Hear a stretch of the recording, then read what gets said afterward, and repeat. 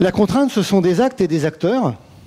Et je vais davantage m'intéresser aux acteurs puisqu'il va être question de repenser le mode de traitement du dossier pénal. Et j'ajoute donc, en fonction du plan du colloque, dans la phase préalable au jugement. Repenser le mode de traitement du dossier pénal dans la phase préalable au jugement. Alors, dans la phase préalable au jugement, qu'est-ce qu'on trouve? On trouve l'enquête, on trouve la décision sur la poursuite, on trouve parfois l'instruction, et en dépit de l'intitulé qui m'a été donné de traiter, je dirais on trouve aussi parfois le jugement. Parce que j'aimerais parler, et plutôt partir, de la procédure pénale vraie.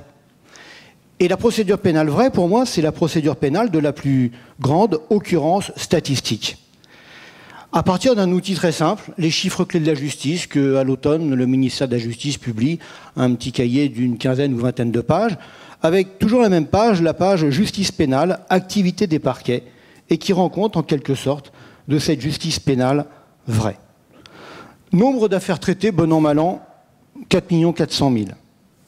Nombre d'affaires classées parce que non poursuivables, plus de 3 millions. Donc il n'en reste plus que 1 300 000.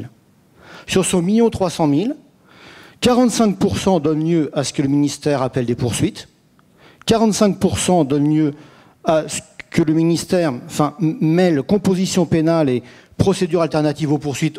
On parlera, nous, d'alternative aux poursuites, pour arriver à un taux de classement sans suite de à peu près 11%, et donc un taux de réponse pénale tout à fait magique de 89%. Alors, les chiffres ne peuvent pas être faux.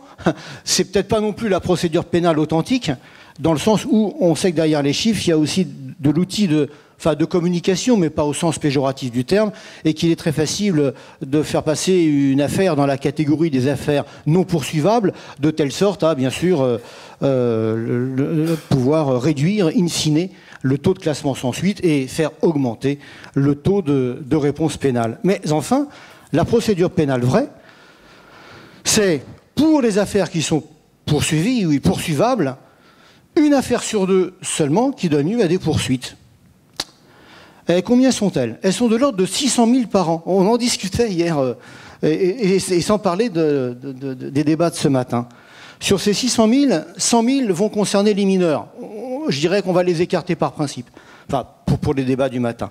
Et 17 000 seulement correspondent à des ouvertures d'instruction, tout contentieux mêlé, c'est-à-dire matière criminelle où c'est obligatoire lorsqu'il n'y a pas eu correctionnalisation, et matière correctionnelle. Ça veut dire que par rapport aux affaires poursuivables, 11% des affaires seulement viennent à l'instruction aujourd'hui. Le reste, c'est les 500 000 affaires dont on faisait le constat hier, de ces 500 000 affaires qui font l'objet d'une rencontre du justiciable avec l'appareil judiciaire. Et ces 500 000 affaires, 200 000 sont traitées par voie réunie de procédures d'ordonnance pénale et de plaidé coupable, et 300 000 connaissent l'honneur du tribunal correctionnel. Et encore, cette page-là ne rend pas compte de la réalité de la rencontre avec le tribunal correctionnel. Parce qu'il faudra aller plus loin, et surtout l'outil statistique doit exister quelque part, mais il faudra encore faire la part du tribunal correctionnel en formation collégiale ou en formation à juge unique, et dans la formation collégiale, il faudra encore faire la part entre, en particulier, la place de la comparution immédiate, où l'exposition judiciaire au risque d'une condamnation à une peine ferme d'emprisonnement est très grand, et bien sûr les autres modalités de saisine du tribunal correctionnel, citation directe ou convocation par procès verbal. Alors, la procédure pénale vraie, qu'est-ce que c'est? La procédure pénale de la plus grande occurrence statistique, c'est déjà la matière délictuelle. Parce qu'il y a de moins en moins de crimes, dit-on, au sens de la classification tripartite des infractions. Il y a quelque chose qui est insondable, c'est le phénomène de correctionnalisation judiciaire dans certains contentieux, par exemple celui des agressions sexuelles. Et puis en matière criminelle, la question ne peut pas se poser pour le ministère public. Quand le crime est là, tous les efforts sont faits.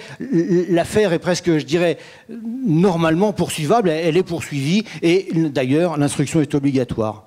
Et retranchons aussi les contraventions. D'ailleurs, dans les chiffres que je vous ai donnés, les contraventions ne peuvent pas figurer. Ce n'est pas le tribunal correctionnel, c'est très accessoirement la composition pénale, ce ne sont pas les procédures de plaider coupables, etc. Donc on voit bien que toute la concentration est faite autour de la matière délictuelle.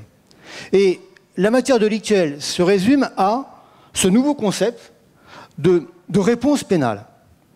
Réponse pénale donnée après décision sur la poursuite en application du principe dit d'opportunité des poursuites. Et en réalité, cette réponse pénale va consister le plus souvent en un choix qui est le contre-modèle de la procédure. C'est-à-dire, ce n'est pas oral, ce n'est pas public, ce n'est pas contradictoire et ce n'est pas collégial. Et je vous ferai observer qu'on ne parle depuis hier que de ce qui est oral, public, contradictoire et collégial. On parle de 20% là, de ce qui vient devant le tribunal correctionnel, comme on l'a appris, comme c'était, oui. Et pourtant, on sait les rôles des tribunaux correctionnels complètement engorgés et avec des difficultés à faire face au contentieux. Et ce choix sur la réponse pénale est opéré après enquête. Après enquête, et je serais tenté de dire, mais après mise en état en réalité. Et c'est cela qu'il faudrait repenser. Vous voyez mon embarras, repenser, c'est penser de nouveau. Penser de nouveau, c'est penser une deuxième fois. Alors on calcule à la main et puis on craint d'avoir oublié une retenue. Alors on sort sa calculatrice et on recalcule. Et les calculs est juste. Mais penser une deuxième fois, c'est pas repenser. Penser une deuxième fois, ça veut dire aussi peut-être penser autrement. Autrement, avec c'est reconsidérer, mettre à plat, et c'est l'invitation qui nous avait été lancée. Alors, c'est ambitieux, on se surprend à se dire que c'est presque prétentieux, et on est complètement inhibé, aussi parce que on se dit que on ne se sent ni juge ni législateur, et puis on voudrait surtout pas être pris en état de se montrer défiant à l'égard du juge et du législateur qui, eux aussi, sont bien dans la peine. Alors, penser et repenser, je ne sais pas si je vais y arriver, mais je me dis au moins qu'il y a un préalable à cela. C'est d'essayer de théoriser le constat. Et c'est vrai que le sujet est d'actualité. Depuis 2008, commission Léger, commission Nadal, rapport Beaume, avec entre tout cela l'avant-projet de futur code de procédure pénale, les efforts institutionnels pour théoriser le constat, ils sont vraiment certains, même si ça n'a pas encore débouché sur la mère de toutes les réformes. Alors, théoriser le constat, qu'est-ce qu'il va être? Le temps est court, et puis pour les besoins de la démonstration, je vais me montrer assez brutal. Et voilà le constat que je fais, moi, du sujet qui m'a été donné, le traitement du dossier pénal avant la phase de jugement.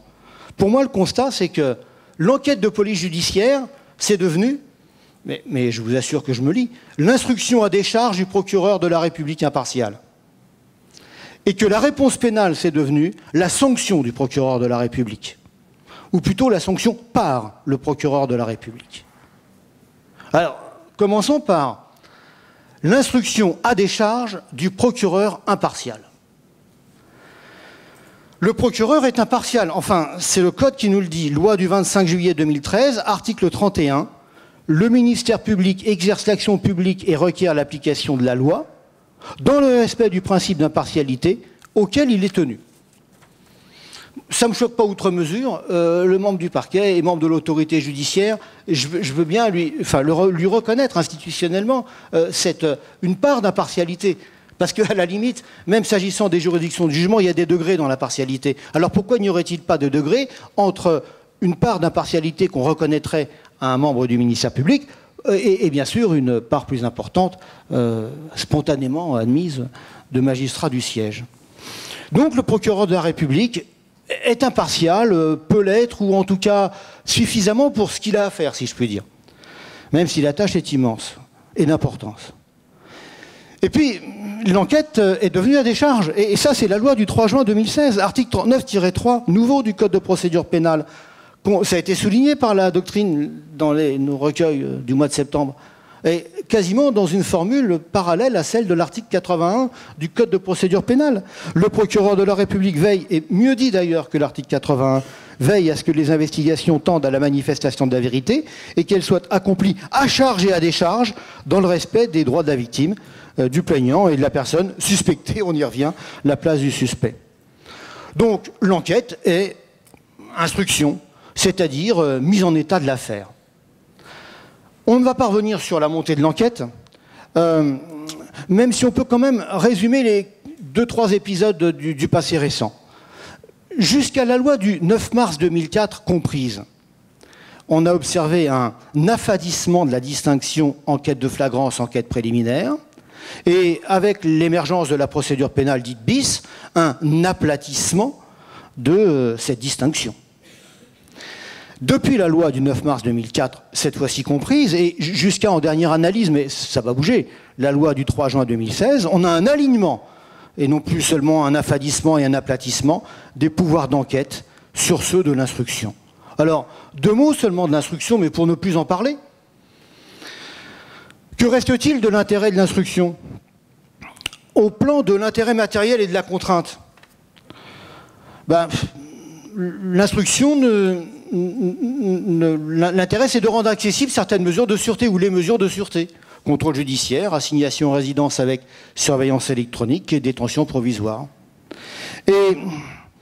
Et au plan de l'étendue des pouvoirs du juge d'instruction, je ne reviens pas sur le JLD qui lui a retranché sa fonction d'habeas corpus, on y reviendra tout à l'heure, mais au plan de son étendue, le juge d'instruction est dans la dépendance totale du ministère public. Le fait nouveau et la procédure incidente qui peut venir d'un fait nouveau donne l'occasion au ministère public de nouvellement décider en opportunité de ce qu'il va faire de ce fait nouveau.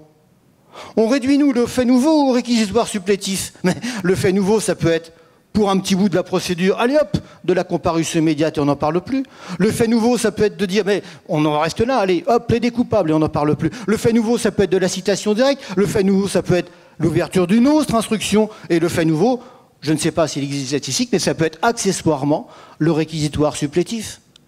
Donc le juge d'instruction, il est... Mais on trouve l'explication en ce que le juge ne peut pas s'autosaisir, d'accord, mais il est dans la dépendance du ministère public.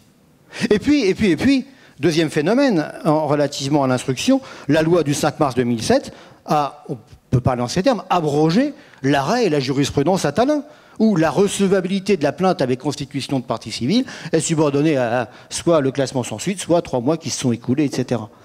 Mais le résultat de l'affaire, c'est que finalement, institutionnellement, tout est fait pour que le procureur de la République décide de la suite à donner, sans connaître de perturbations qui ont été celles un temps en matière correctionnelle, des plaintes avec constitution de partie civile et des ouvertures d'instruction. Donc, pour ce qui est de la maîtrise de la politique d'action publique ou d'action pénale, le procureur de la République n'a jamais eu autant, j'ai l'impression, de prérogatives. Alors ça, c'est le législateur. Et ça, c'est pas de la course à la conformité, ça, c'est de la politique criminelle. Ce sont des choix nationaux, si je puis dire. Mais à l'œuvre du législateur, c'est aussi ajouté, parfois, le fait que la chambre criminelle a emboîté le pas du législateur. Et je vous donne un seul exemple, et qui vient encore rogner sur l'instruction. L'exemple va être commun à l'enquête de flagrance et à l'enquête préliminaire. Et puis d'ailleurs, l'arrêt fondateur, il a été rendu en matière d'enquête préliminaire. Il s'agit des constatations et examens techniques ou scientifiques des articles 60, flagrance, 77-1 du Code de procédure préliminaire. Qu'a dit la chambre criminelle? L'officier de police judiciaire a le pouvoir de charger toute personne qualifiée de mission technique ou scientifique de même nature que celles qui peuvent être confiées aux experts par le juge d'instruction. Alors voilà, il y avait un intérêt à l'instruction encore au plan de la matérialité, de la contrainte, de l'acte et de la manifestation de la vérité. C'était l'expertise judiciaire, eh bien non, ça peut être supplanté par l'expertise technique ou scientifique des articles 60 et 77-1 du Code de procédure pénale. Alors l'enquête est instructive, mais au sens de l'enquête trait d'union instruction. Et pourtant, on a encore été élevé, je dirais biberonné, au Code de procédure pénale et au Code d'instruction criminelle, et au non-cumul des fonctions de poursuite et d'instruction. Et dans ce sens-là, non-cumul des fonctions de poursuite et le cas échéant ensuite d'instruction. Mais le constat, alors je ne sais pas si c'est de la théorie, mais le constat, il est celui-là aujourd'hui. C'est qu'il y a cumul des fonctions, et dans ce sens-là, d'instruction et de poursuite. Il y a un double renversement. On est passé du non-cumul des fonctions de poursuite et d'instruction, dans cet ordre chronologique, pour le refouler, mais dans cet ordre chronologique, à un cumul des fonctions de mise en état, mais c'est d'instruction et de poursuite. Et alors, mais je me surprends, ma question est celle-là, est-ce que ça pose un problème théorique? Et j'ai limité mon horizon à, en particulier, la Convention européenne des droits de l'homme, mais pas seulement. Alors, pas seulement quand même. Pas seulement parce qu'il y a eu des palliatifs de trouver. Je ne pense pas que le suspect, pour faire simple, connaisse plus de droits à l'enquête. Je pense que c'est assez naturel et que ça serait fait sans la Cour européenne des droits de l'homme. Comme il y a eu un déplacement du centre de gravité de la mise en état de l'instruction vers l'enquête, eh bien, avec un effet retard, les droits ont migré aussi au stade de l'enquête. Et puis on le voit, alors il y a les palliatifs, l'avocat et la garde à vue, la perquisition peut-être tendanciellement taisante, l'audition de déferment très intéressant, avant le cas échéant, renvoi en comparution immédiate ou en citation ou en convocation par procès verbal, parce que c'est là que le risque d'exposition au risque d'empoisonnement ferme est le plus élevé. Et puis la loi du 3 juin 2016, mais juste pour 77-2 du Code de procédure pénale, et le droit de consulter le dossier et de formuler des observations, si bien que l'enquête, elle va devenir aujourd'hui, enfin demain, enfin prochainement, elle va devenir aussi comment dire, compliquée, enfin tordue, enfin aussi fouillée que l'instruction. Mais vous allez voir en conclusion que c'est pas un problème en soi, parce que l'enquête ne servira bientôt plus à grand-chose. Alors, la question est de savoir si ça pose un problème sous l'angle de la Convention européenne des droits de l'homme. Ben, je ne pense pas, parce que la Convention européenne des droits de l'homme, j'ai l'impression, n'identifie que ce qu'on appellerait, nous, 3 fonctions judiciaires. Une fonction d'habeas corpus, on va l'appeler comme ça, c'est l'article 5, paragraphe 3. Bien. Avec le standard, les arrêts Medvedev et Moulin, et je suis content qu'on n'en parle plus parce que quand ils ont été rendus, ils n'ont pas été interprétés pour ce qu'ils disaient, ils n'étaient pas relatifs au statut du procureur de la République, mais simplement d'une autorité étant appelée à remplir une fonction d'habeas corpus, et jamais personne n'a pu considérer qu'on pouvait remplir cette fonction-là en pouvant devenir partie. Donc il y a une fonction d'habeas corpus qui est identifiée dans la Convention, à l'article 5, paragraphe 3. Il y a une fonction de jugement, bien sûr. C'est l'article 6, c'est le tribunal. Le tribunal, on dit indépendant et impartial. Et puis il y a une autre fonction qu'on n'a peut-être pas encore identifiée. Enfin, je ne sais pas comment la qualifier. Je serais tenté de la qualifier juge des libertés, mais ça serait équivoque par rapport à notre JLD. Je dirais juge des ingérences de l'autorité publique et en particulier dans le droit au respect de la vie privée. Car on le voit dans la jurisprudence de la Cour européenne des droits de l'homme, rendue sur le fondement de l'article 8, paragraphe 2, au titre de la prévision de la loi. Il y a cette idée que, pour faire simple, plus le char est lourd, plus les freins doivent être puissants, et donc plus l'ingérence est grave, et plus le contrôle judiciaire doit se manifester. Alors, toutes les techniques sont connues, a priori, a posteriori, contradictoire, pas contradictoire, contrôle pendant, pas pendant, etc. Et spontanément, le législateur l'a intégré. On le voit quand on passe en revue la gradation des divers actes de contrainte. Il n'est pas choquant qu'un officier de police judiciaire seulement puisse prendre des réquisitions judiciaires. On n'admettrait pas que même un procureur de la République, à lui seul, puisse décider des actes les plus invasifs. Spontanément, nous les avons dirigés vers le juge des libertés et de la détention, qui est notre juge des ingérences, en plus d'être le juge d'habeas corpus. Bref, le dessin est à peu près fait.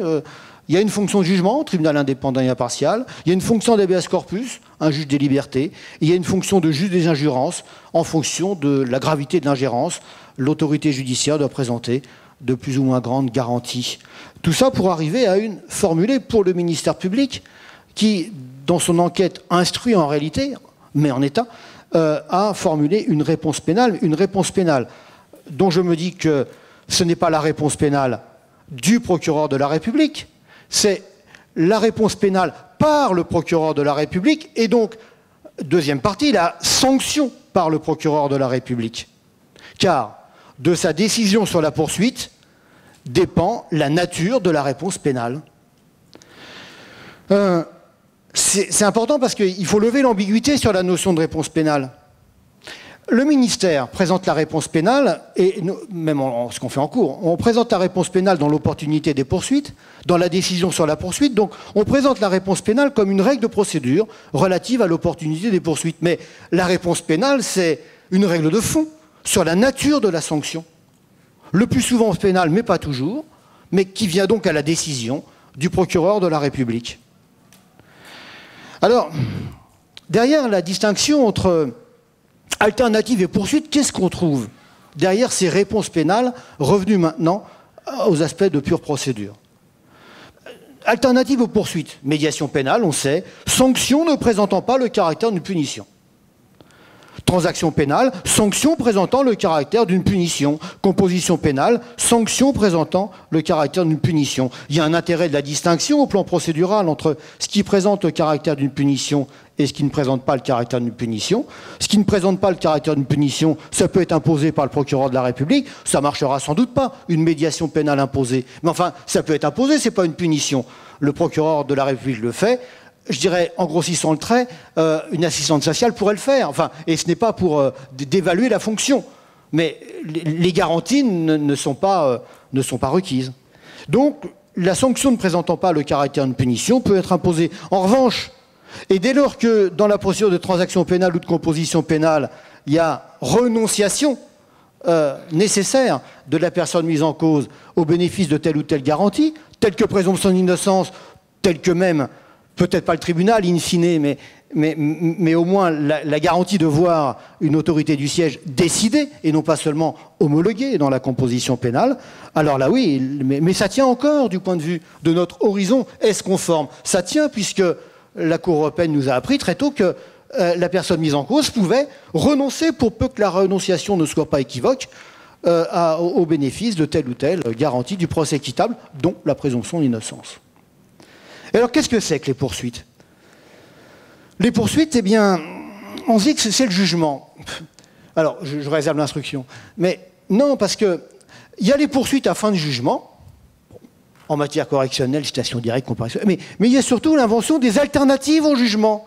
C'est-à-dire tomber sur l'équivalent d'une peine, et là on ne discute plus, c'est plus qu'une sanction présentant le caractère de punition, c'est une peine, mais au terme d'une procédure qui n'est pas forcément orale, pas forcément publique, pas forcément contradictoire, et parfois même ni publique, ni orale, ni contradictoire, procédure simplifiée de l'ordonnance pénale, et puis bien sûr, procédure de comparution sur reconnaissance préalable de culpabilité. Donc il y a les alternatives aux poursuites, il y a les alternatives au jugement, et il y a ce qu'il reste de jugement. Et tout ça, c'est la réponse, nous dit-on, du procureur de la République, mais en réalité, c'est la réponse par le procureur de la République, et c'est donc la sanction par le procureur de la République. Tout à l'heure, on a identifié une situation de cumul des fonctions d'instruction et de poursuite. Mais là, ici et maintenant, il y a un autre cumul qui apparaît. C'est le cumul des fonctions de poursuite, ça va être le point de départ, et d'une autre fonction. Difficile à qualifier, on ne va pas dire jugement, on ne va pas dire application des peines, ça serait, enfin, réponse pénale, non. Ben, on va dire et fonction de sanction, enfin c'est pas beau, mais c'est encore innommé. Mais il y a bien un cumul de fonctions de poursuite et de sanction. C'est de la même autorité dont procède, au travers du choix sur la poursuite, la nature de la sanction. Alors est-ce que ça pose des problèmes théoriques? Je dirais oui et non, ou alors tout son contraire, oui radicalement et non radicalement. Oui, radicalement. Et là, c'est peut-être ça à repenser, mais c'est pas beaucoup, c'est pas aller bien loin. Opportunité et égalité. Opportunité et légalité, il en a été question hier. Légalité, prévisibilité. Enfin, ça peut aller loin quand même. Hier, on nous avait parlé de l'arrêt Camilleri. Et bien sûr, l'arrêt Camilleri de la Cour européenne des droits de l'homme, rendu le 22 janvier 2013, en section. Ça aurait dû monter à la Grande Chambre à la demande du gouvernement maltais, mais le collège de la Grande Chambre n'a pas donné suite et on en reste à cet arrêt de section, mais qui est très beau. Et l'arrêt Camilleri est relatif à une situation de cumul entre poursuite et innommé préjugement, jugement ou décision sur la sanction. Qu'est-ce que c'était? On est à Malte, mais on n'est pas obligé d'aller aussi loin. Une personne est poursuivie pour possession illicite de stupéfiants non exclusivement destinés à son usage personnel. C'est assez banal. Et d'après le droit maltais, il y a 2 échelles de peine. L'une allant de 4 ans d'emprisonnement à la réclusion à perpétuité, si le procureur décide d'aller à la cour d'assises. L'autre de 6 mois d'emprisonnement à 10 ans d'emprisonnement, si le procureur décide de renvoyer devant le tribunal correctionnel. Donc le droit maltais reconnaît au procureur la faculté de déterminer la juridiction compétente pour telle ou telle affaire, et de sa décision sur cette poursuite, dans ce situation de concours, cumul ou que sais-je de qualification, eh ben, perpète est encouru ou 10 ans sont encourus. Réponse de la Cour européenne en section, c'est un arrêt rendu en langue anglaise seulement, mais le résumé par le greffe est quand même bien fait. Et en tout cas, le raisonnement était mené sur l'article 7, donc le principe de l'égalité. La peine infligée au requérant était prévue par la loi, bien sûr, et elle demeurait dans les limites légales, si bien sûr elle a été renvoyée aux assises. Le texte applicable ne permettait pas au requérant de savoir laquelle de ces 2 échelles de peine lui serait applicable avant que le procureur n'ait déterminé la juridiction appelée à le juger. Aucune précision sur les circonstances dans lesquelles telle ou telle échelle des peines doit s'appliquer. Le procureur bénéficie d'un pouvoir discrétionnaire absolu pour déterminer la peine minimale applicable à une même infraction. Le choix du procureur est inévitablement subjectif et laisse place à l'arbitraire, d'autant qu'il n'existe pas de garantie procédurale. Les juridictions internes sont liées par le choix du procureur et ne peuvent remettre en cause le choix qui a été opéré. Alors, on ne peut pas transposer. On ne peut pas transposer. Et puis à sa façon, et pour la matière délictuelle, parce que c'est ça qui nous intéresse, on a trouvé une garantie procédurale. C'est la petite audition de déferment. La garantie, elle est là, même avec l'avocat, etc. On a trouvé la garantie procédurale de reconnaissance d'une bribe de droit de la défense dans la phase de procédure d'enquête à cheval entre l'enquête et la décision sur la poursuite, la plus cruciale, puisque d'elle dépend la nature de la peine, et là, il y a la petite fenêtre de la défense. Donc ça a été une petite réponse. Mais enfin, je ne suis pas sûr que ce soit lourd de menaces pour l'opportunité des poursuites, mais pour l'opportunité des poursuites, exercer in pejus les intérêts de la personne mise en cause, c'est lourd de menaces. Mais on ne parle tout à l'heure que d'opportunité des poursuites et in favorem pour la personne mise en cause, vu ce qui est devenu la réponse pénale en matière délictuelle dans la plus grande occurrence statistique. Donc oui, radicalement, ça pose un problème, ou non, radicalement, ça n'en pose pas. Non, radicalement, ça n'en pose pas parce que ces développements sur la réponse pénale se sont faits à partir de procédures, on va dire, de reconnaissance de culpabilité, composition, plaidé coupable et même transaction pénale, et que l'on sait que la personne mise en cause peut renoncer au bénéfice de telle ou telle garantie du procès équitable. Donc voilà, de l'identification que j'ai pu faire de cette situation de cumul des fonctions de poursuite et, je ne sais pas trop comment l'appeler, mais en tout cas de sanction. Et puis je me suis arrêté là, parce que je me suis dit que mon office s'arrêtait là. Repenser encore derrière tout ça, si peut-être en quelques mots de conclusion. Il y a une belle occasion de manquer, parce que ça avait été pensé. C'était l'avant-projet de futur code de procédure pénale. Le juge, dans l'enquête, de l'enquête, c'était mal dit, mais le juge dans l'enquête, c'est le juge de l'article 8, paragraphe 2. C'est le juge de l'article 5, paragraphe 3. La fenêtre de publicité, c'est faire déplacer au stade déterminant de la procédure cette opportunité pour les citoyens, dans la fonction sociale de la presse, d'être le chien de garde de la démocratie, d'avoir, le cas échéant, le regard sur l'activité judiciaire. Donc la réflexion, elle a été faite, mais on n'a pas voulu de la grande réforme, enfin, ni en son temps, et puis ni même ces temps-ci. Et pourtant, je pense que ce mouvement est irrépressible.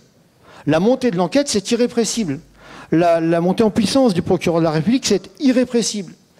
La reconnaissance pour la personne mise en cause de son droit à se dire « non, je ne sais plus, je suis coupable, discutons d'autre chose », donc de supprimer l'intercession entre le juge et la vérité, c'est irrépressible.